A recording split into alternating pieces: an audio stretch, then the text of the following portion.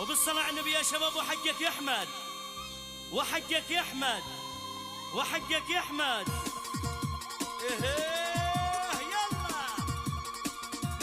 بمناسبة زفاف الشاب أحمد، يتشرف الوالد حيدر عمر المصباحي بدعوتكم لحضور المقيل